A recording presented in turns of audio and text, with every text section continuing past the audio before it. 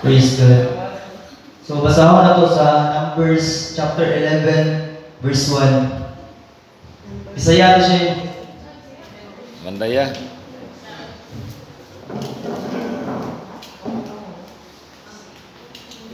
Numbers.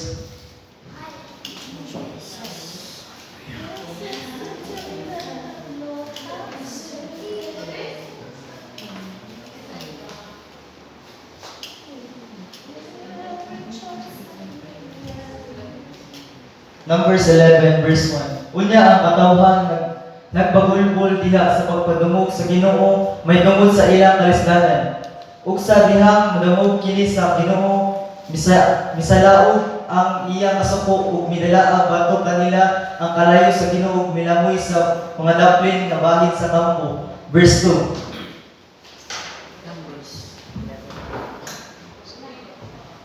Ug ang katawhan nagpakitabang kang Moises, ug si Moises nag-ampo ngadto sa Ginoo, siya palong ang kalayo. Verse 3.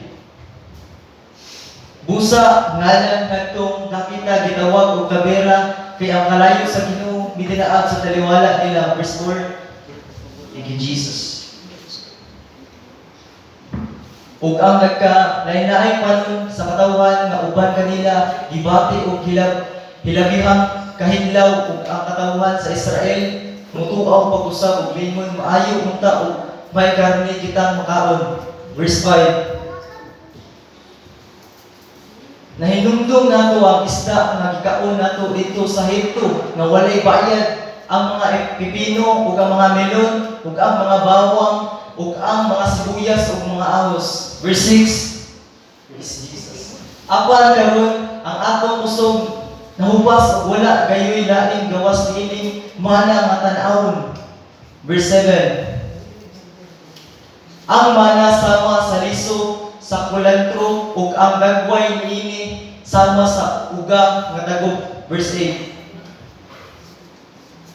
Ang katawhan naglibot-libot ug namunit niini ug gigaling nila kini sa mga galingan ug gilubog kini diha sa mga lusong ug giluto kini diha sa mga kulong ug naghimo sila gikan niini ug mga torta ug ang lami niini sama sa torta nga giluto ug lana. Verse 9. Ug sa diha nga yamo mga hulog sa ibabaw sa kampo sa pagkagabi ang mana nakahulog uban ini. Verse 10. Unya nabati ni Moises ang mga paghilak sa katawhan diha sa tanan nilang kabanayan. Ang mga tao diha sa pultahan sa iyang pulta ug ang pagkasuko sa Ginoo misalao sa hilabihan gayud ug si Moises wala mahimot niini. Verse 11.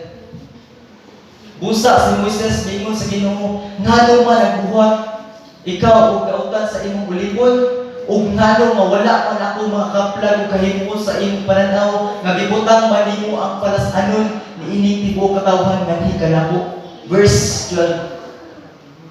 Ako ba ang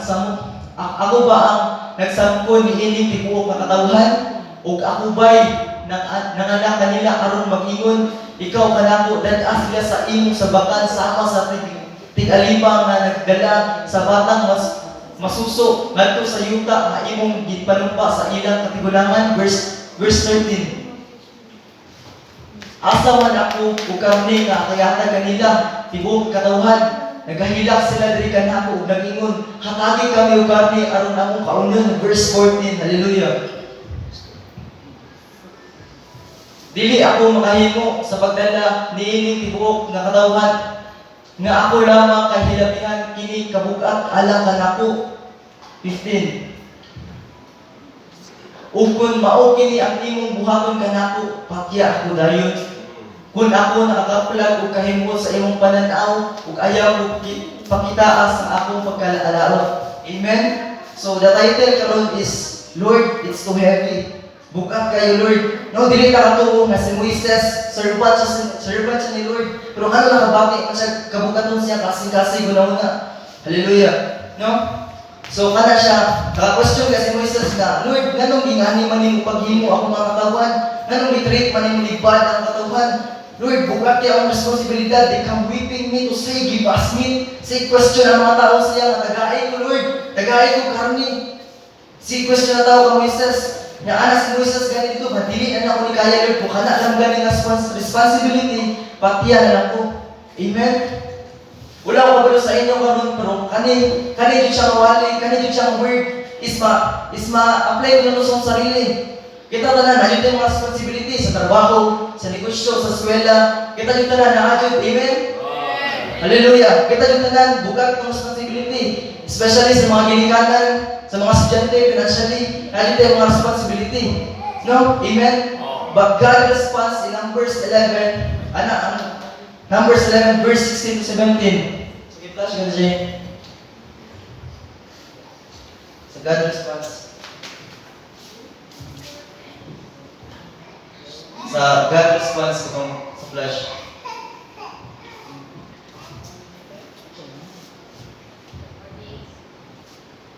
Dili, sa Numbers 11.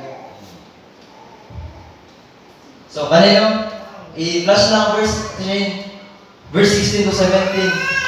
Muna ingon ni Lord sa ila nga, unya, Ginoo miingon kang Moises, di guma alam ka na ko ang 70 kalalaki sa mga kadagtuon sa Israel, nga imong nahibaluan, nga mga pangulo kayon sa katawhan o nangatugnan, ibabaw kanila, o dala sila nga sa tulda, nga tagbuanan, o patinduga sila dito uban kanimo. And verse 17,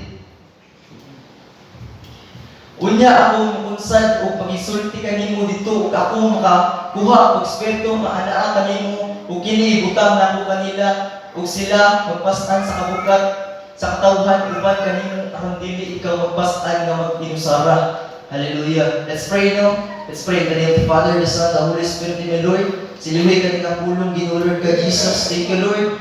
Salamat Ginoo Lord God sa pribilehyo Ginoo Lord God nga makawali ka Lord. Thank you, Jesus, Lord. Manili ka nung na, Ginoo, Lord God. Balaanan yung pulong, Ginoo. In Jesus' name, we pray, amen. So, let's proceed sa verse 18 to 20. Then, mo sa verse 18 to 20, say to your people that they will eat meat for a long month. Yan, ang promise ni Lord ba, hindi mo siya nga, i-provide din ako na lagi. Gusto mo mukha karne, i-provide din ako na, ikaw na verse 18 to 20. Pero wala na ako na humanag question si Moises. Kabula ka sa ingon ni Moises sa verse, Lord, 600,000 ka tao kong ginalid. Nga mingon ka sa kuha nga pakano na ko sa lain na ulman. Asa man ko makuha na. But you know, ingon ang Numbers 11:23. Pag-flash ko siya. Hallelujah. O ang Ginoo mingon ka Moises, mubo baday o akong kamot Ginoo. Mubo badiay o kamot ang Ginoo. Hallelujah. Kung sa English version, and the Lord said to Moses, is the Lord's power limited? Hallelujah. Yagit na si Moses, ika-question sa kuha, nga pakano sila meet, inahuluman, 600,000, pero Ginoo. Nirespond siya kay Moses, siya, and the Lord said to Moses, is the Lord's power limited? Hallelujah. Praise Jesus. So, guys, sige question, sige ask Lord. Mga provision, Lord. Grabe, wala naman may kahatag ubang sa mana. Wala naman may kapakaon. But ang always yun ingon ni Lord sa tuwa. Siya, and the Lord said to Moises, is the Lord's power limited? Hallelujah. No, nadyo mga times na nabuga na kita. Nadyo mga times ba nga, gusto ta mo hatag og best na tuwa. But for things mo, for the best, what the story teaches us, ang number 11, ang rema ng number 11 is 4 things. Number 1. Hallelujah. Upang siya. You are not meant to carry the burden.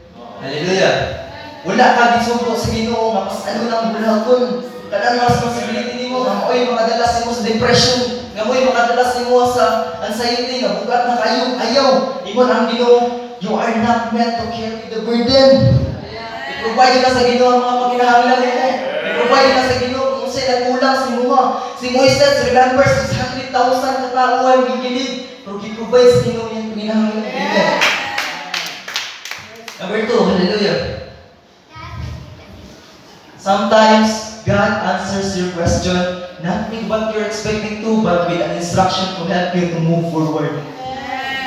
Hallelujah. Thank you, Jesus. No, kana siya mas usahay ang Ginoo. Dili to bago nimo pag-ampo, pero instructional kaniya kung saan nimo pag-abot diha. Amen. Alangan ang pag-ampo isuon, it's a process. Posisyon na siya. Kung gusto kang maayog kusog sa Ginoo, tagaan ka ng mga difficulties, tagaan ka ng problema. Once masulpan niyo ng problema, that's a blessing. Mahimo nag-strength para sa imo. Number 3. Yes, you are limited, but not God who lives in with you and through you. Hallelujah. No? You are limited. Tao na ta. Sometimes, maka-question sa Ginoo nga, Lord, grabe Lord, paita na mo karon Lord eh. Grabe, ang Lord, bro. Uga naman kayo. But yes, you are limited. Limitado na ta. Sometimes, ma-overwhelmed ka, but not God. Dili ang Ginoo. Because God is so powerful, Ison. He provides, hallelujah. Mo-provide ang Ginoo, Ison. Sa pag-unsa, kadako, kasi kadako yung ipangayo. But God is so good. Tagaan ka may confidence. Imo ng Hebrews. Imo si Apostol Paul. We are you confident? So, time confident. Hallelujah.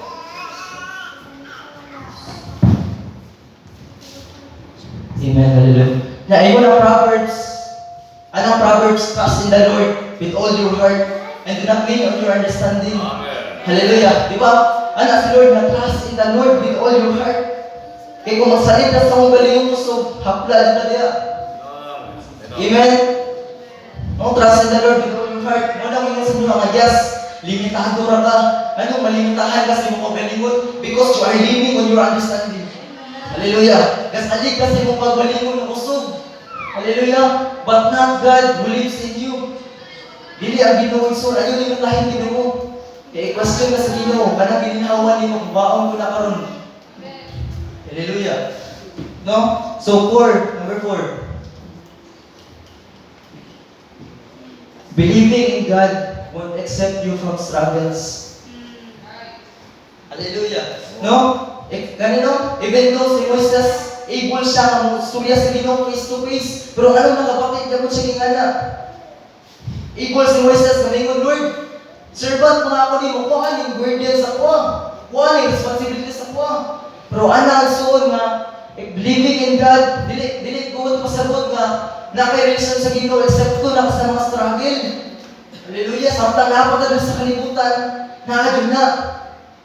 Pag-uban na sa standards of happiness. Hallelujah. So, dili ko pasabot nga kastuhan ta, wala na kay problema. Nadyo tayo mga weaknesses. Kaya dili ang mga lubot, dili ang mga iyay. Hallelujah. So kana siya, muna ka pasabot nga tagaan strength ni Lord. Dira masugod na tong faith sa struggle. Di ang masugod kung sa yung love di mo ka Lord. Di simpara ba ka? Di simpara ba ka kay tungod kay nakang responsibilidad? Di simpara ba ka tungod kay nakang ipangita? No, di simpa ka kay gihugma sa Ginoo o gikasyahan sa Ginoo. Hallelujah. Oh, living in God will accept you from struggle. Munang human ni Lord mga, come to us, come to me. Ano siya? Ayun ang Mateo 11:28. Come to me all you are weary and burdened, and I will give you rest. Amen. Duol ka mo, na nabudlayan. Di ka po yan, di papahulayan ko ka mo. Amen. Amen? So, not just looking at our own weaknesses and vulnerabilities, but also looking at His eyes of love and mercy so that we can move forward carried by His grace. Hallelujah. So, last verse natin.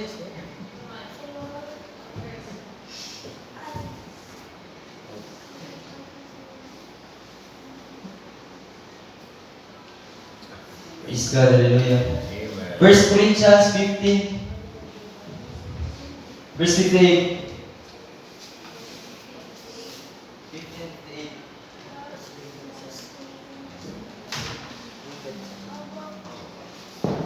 No? Despite sa gimo ni Moises, dagan siya responsibilities sa 1,000 lagi pakaon, pero gi-provide ko sa Ginoo. Kita ko igsoon ma-apply ko na sa tong galingon. Kung sa ingon sa 1 Corinthians 15:58, busa hinigugma kung mga igsoon, pag magalikon ka mo og dili matarog, magmalagaya mo kanunay sa bulahapon sa Ginoo, kay nasayod man kamo nga diha sa Ginoo at inyong paghago dili makawang. Your labors, the Lord is not in vain. Dili jud masayang kung sa ginagawa ni mga Lord. Kaya every time nga nakay di pa kayo karon na adyo na reward. Amen. Dili pa lang imo mabati karon, dili pa lang nimo masabtan karon baka na reward ilas. Anak isaw nga therefore mga ginugma kanimo. Ayaw ka mo magbalikod ka mo. Pag may sugod ka mo bisan pag pila ka times tinungod sa Ginoo, kapila ka nagilak sa mga problema, wag anang Ginoo therefore pagbalikod ka mo. Ayaw kang pagkakarot. O kay nasayod man ka mo nga diha sa Ginoo ang inyong mga paghago dili makawang. Is Jesus, hallelujah. So kana gituduan ta nga dili ta ngay mahadlok, ug dili ta ngay mabalaka despite man sa mga problema. I know natin mga weaknesses, kitang tanan hadlok tay weakness. Financially, mapiguan ta financially, once gani wala na kay kwarta ang sa ibuhaton nimo, mag-uul ka. Pag wala ka balo nga kana gimulti ka sa Ginoo para sa process, pagdagahan ka niya kusog. Sometimes muhatag og difficulties si Lord para tagaan ng strength. Munay pinaka-focus niya. Tagaan niya problema. Kay ang usahay man misinterpret ang problema ba? Mali ang sabot. Abi na ang problema, maoy tublo sa tuwa. Pag wala ta kabalo nga kana ni problema, it's a process para ma-multi mo strength. Para ma-multi mo faith. Hallelujah. So kana muna diya nga ana siya nga magbalikod jud ka. Bisan pag how many times na fail ka, how many times na dili ta takos tanawon kay Lord.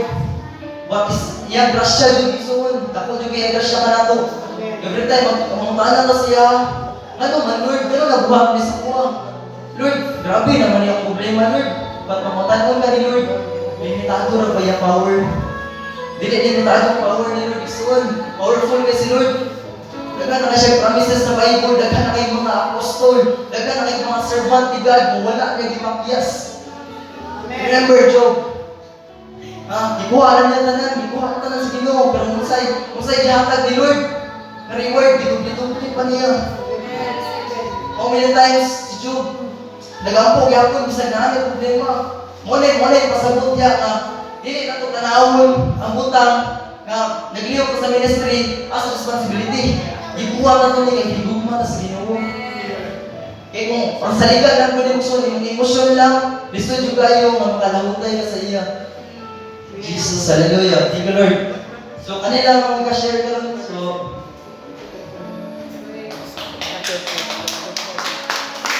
thank you, Lord.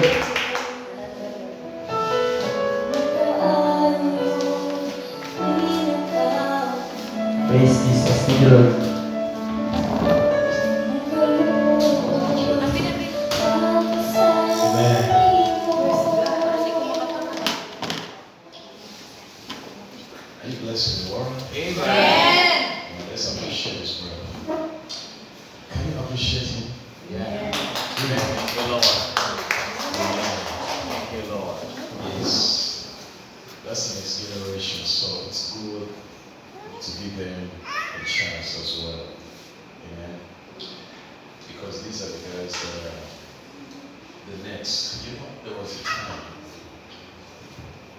In the scriptures,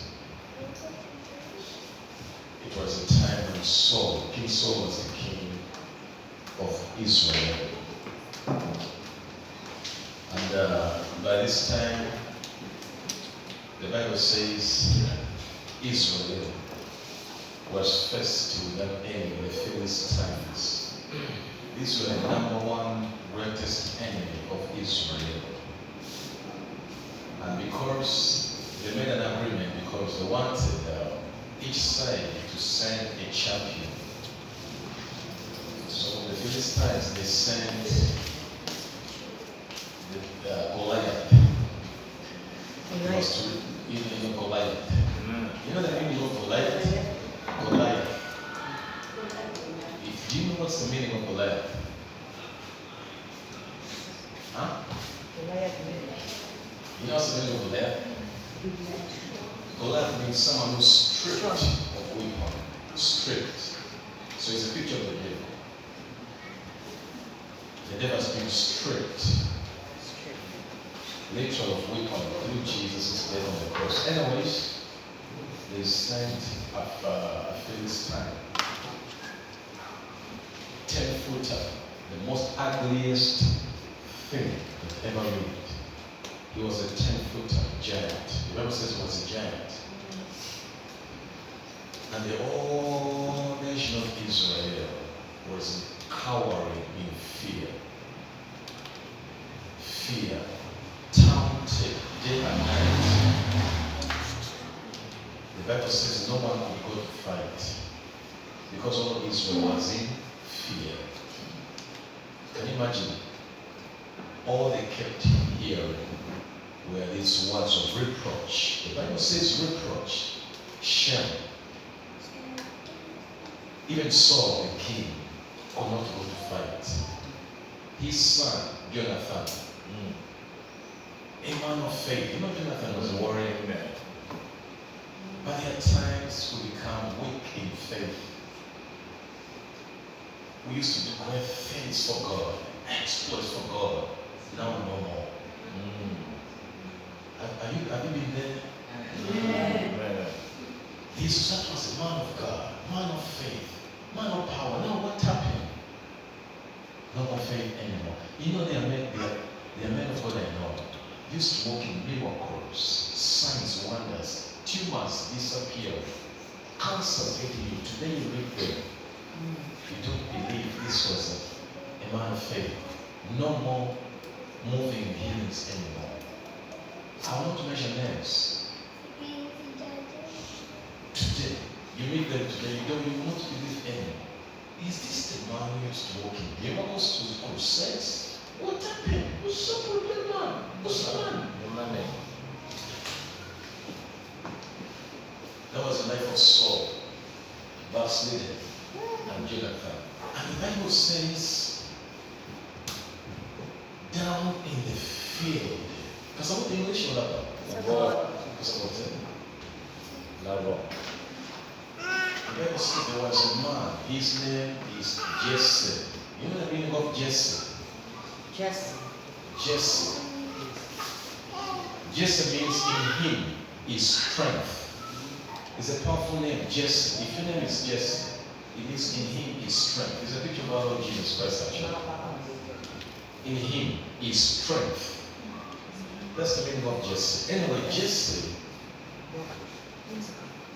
called his youngest son, David, and said, come, bring this cheese and bread to your brothers in the battlefield.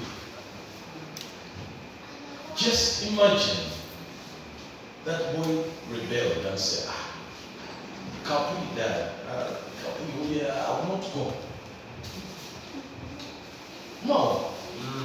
But there was submission in this young man. People, you don't know the glory of submission. Submission is a place of favor. Submission is a place of. Do you want to walk in favor? Hello. Submission is a place of favor. And let me tell you, submission, you guys, if David didn't submit to his father Jesse to bring the cheese, guess what? He would have missed the privilege of being a deliverer, because the Bible says he obeyed and he brought the cheese. All the while it was God orchestrating one step of obedience to the Father. Guess what? You know, the Queen Elizabeth, who just died 2 years ago, 3 years ago. He was the longest, his reign is one of the longest reigns in the Empire of Britain. Do you know when he began to reign, that lady?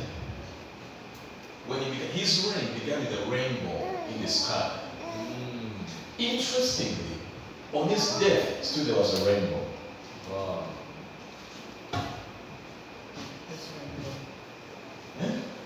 Why? Why? For more additional copies, please write to Faith Copy Banco Marietta.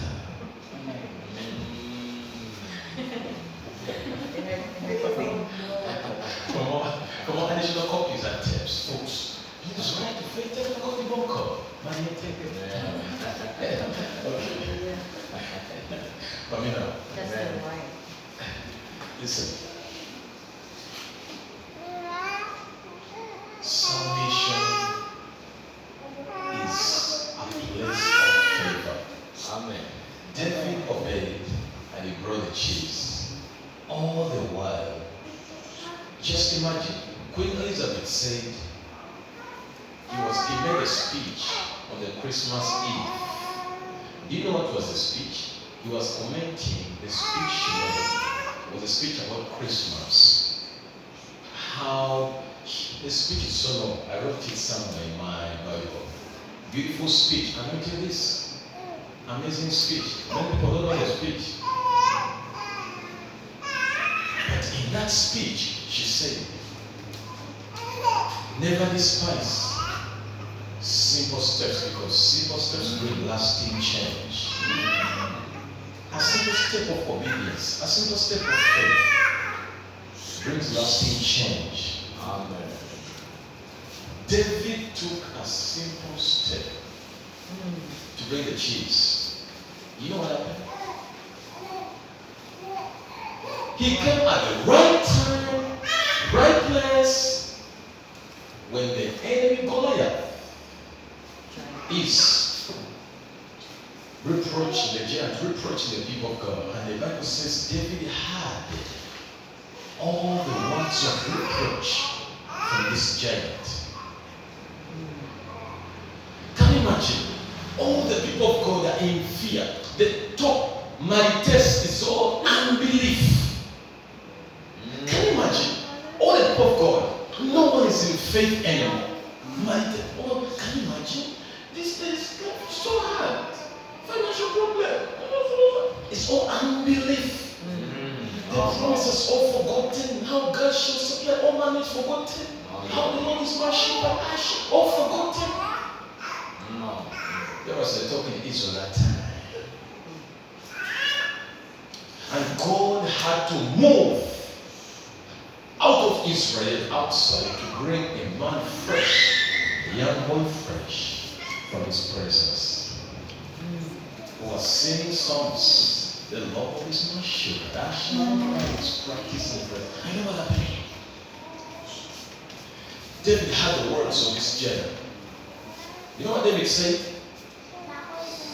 What shall be done for a man who kills this giant? You know what was the reward of killing the giant? Something English for that. What's the reward?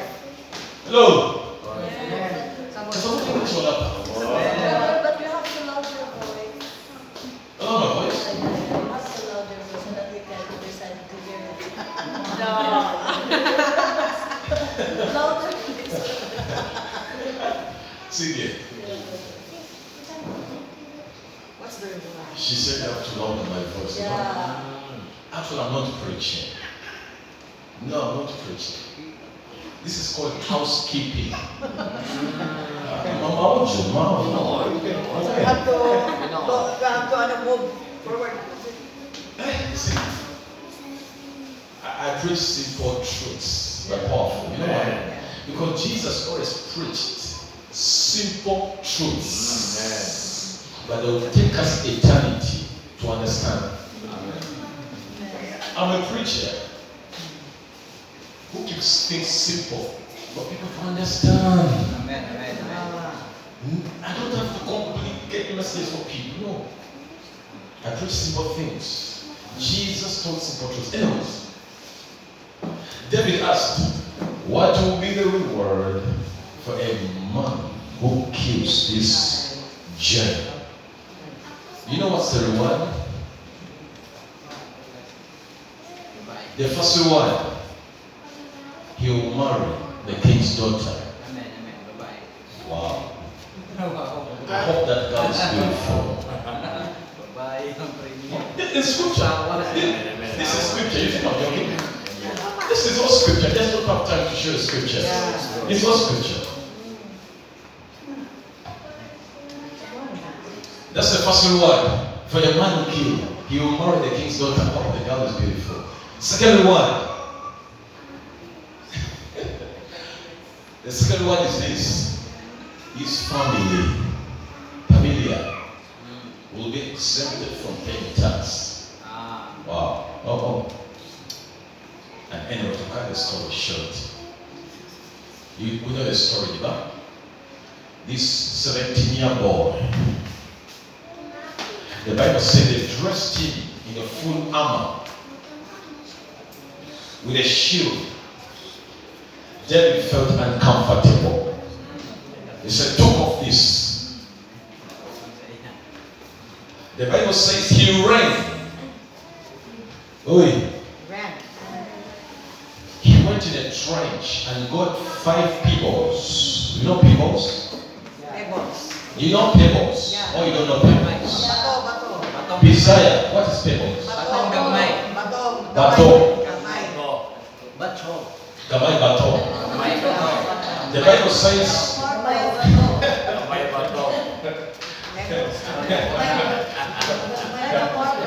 five pebbles, and he put them in his shepherd's bag because he's a shepherd.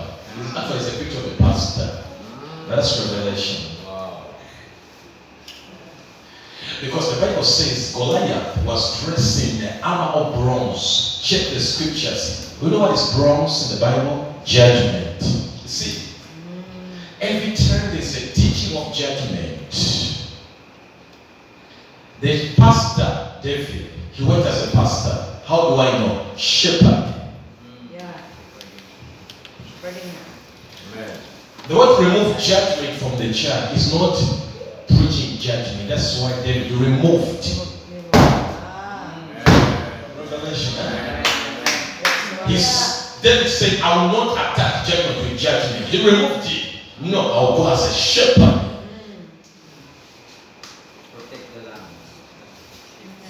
He will go to shepherd. And listen to this. The Bible says he put the 5 pebbles in his shepherd's bag with a sling.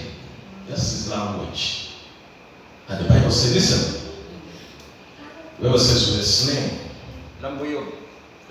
What's a sling? Lambuyog. Lambuyo. Lambo. And the Bible says, Lambuyog. I think I saw in Pastor Ketty's father's house. I saw that one.